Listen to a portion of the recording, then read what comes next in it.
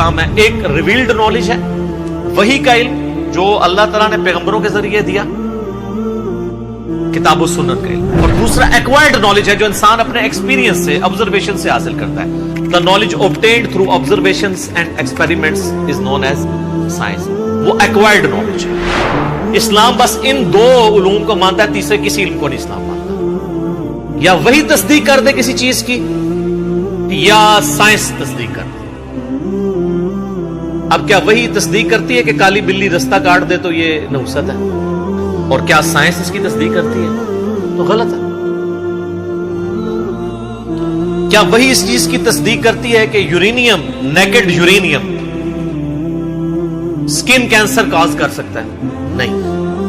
کیا سائنس اس کی تصدیق کرتی ہے؟ ہاں کرتی ہے. لہذا یہ بھی, اس کو بھی اسی طریقے سے آپ نے مانا. اور یہ فزیکل فینومینا آف نیچر اتنی بڑی چیز ہے کہ حضرت ابراہیم علیہ السلام نے سب سے بڑی دلیل جس پہ نمرود خاموش ہو گیا تھا, جو سورۃ البقرہ میں آتا ہے, وہ کیا بنائی تھی کہ میرا رب وہ ہے جو مشرق سے سورج نکالتا. سائنٹیفک فینومینا کی بات کی نا, فزیکل فینومینا آف نیچر کی, اس کو دلیل بنایا.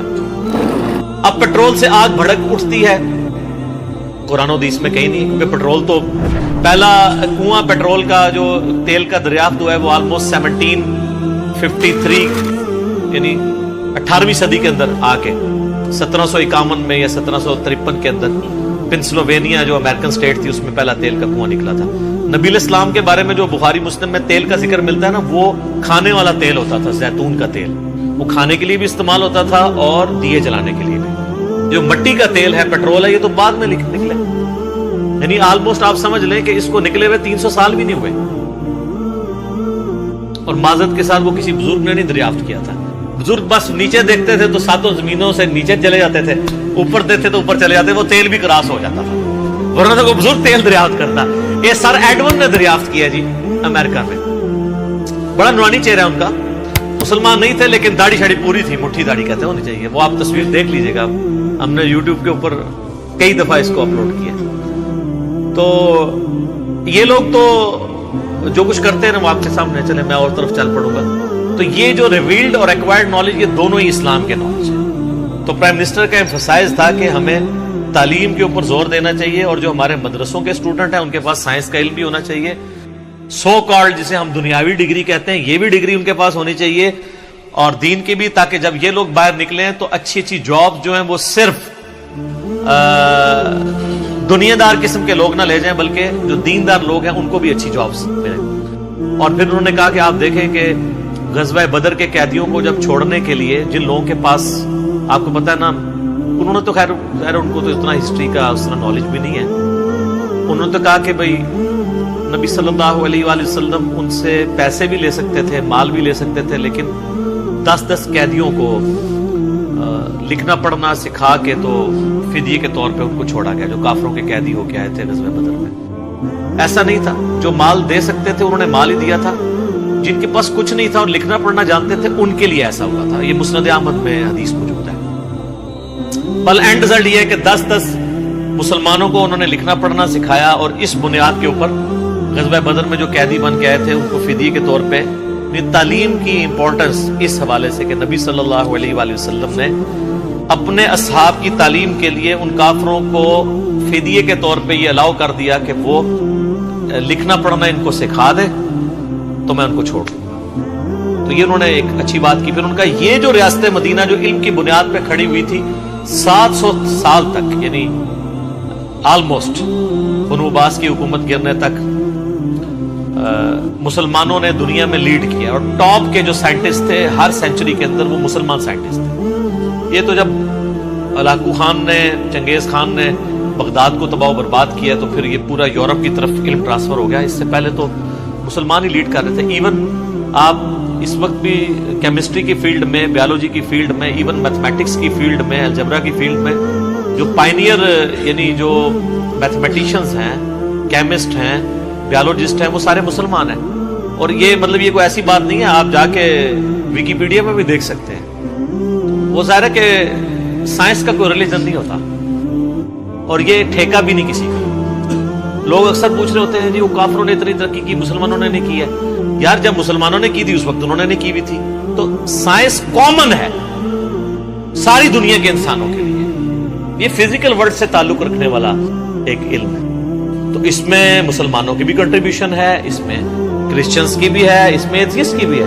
جو محنت کرے گا اس کو مل جائے گا. تو اس کو اللہ تعالیٰ نے ظاہری اسباب کے ساتھ جوڑا ہوا ہے. اللہ تعالیٰ اس کے اوپر اپنے جو فزیکل فینومینا آف نیچر ہیں وہ ان کے حقائق کھول دیتا ہے جو بھی بندہ محنت کرتا ہے. انسان کے لیے وہی ہے جس کی وہ کوشش کرے. قرآن حکیم میں بھی آیا ہر انسان کے لیے وہی ہے جس کے لیے وہ کوشش کرتا ہے. لیس للانسان الا ما سعى. انسان کے لیے وہی ہے جس کی وہ کوشش کرتا ہے. اگر وہ کوشش کرے گا تو اس کو مل جائے گا. پھر انہوں نے یہ کہا کہ اسلام نے جو پوری دنیا کو رول کیا ہے, رومن اور پرشین امپائر کو اکھاڑا ہے, وہ صرف تلوار کے زور پہ نہیں اکھاڑا.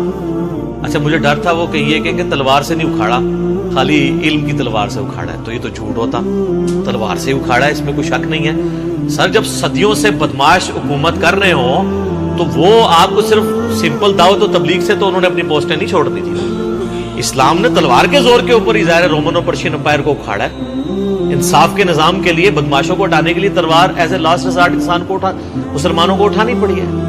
تو یہ اسلام اس دور جدید کا خالق ہے تلوار کے زور پہ, جو اللہ تعالیٰ نے مسلط کی ان کافروں کے اوپر. رومن امپائر جو ہے وہ یرموک میں گھٹنے ٹیک گئی, اور پرشین امپائر جنگ قادسیہ میں مسلمانوں کے سامنے ڈھیر ہوئی, تو تلوار کے ذریعے ہوا. تو ساتھ علم بھی تھا. میں اکثر کہتا ہوں کہ اللہ تعالیٰ نے مشرکین عرب کے اندر دو خامیاں تھیں, ان کو کیسا دور کیا.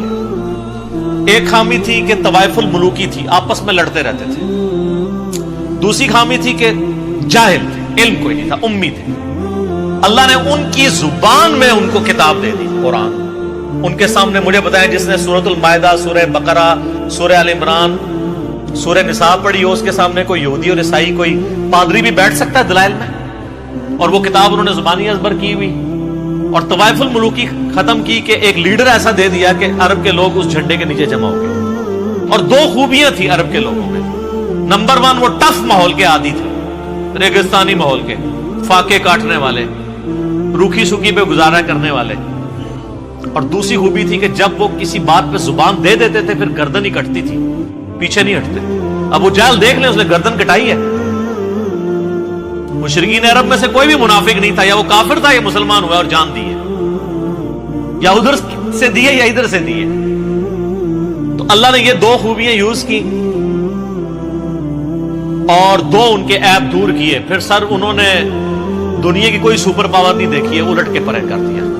اسلحہ بھی نہیں تھا, انہی سے اسلحے چھین کے ان کو الٹ دیا چند سالوں کے اندر. تو وہ علم کا بھی کمال ہے. ظاہر ہے آپ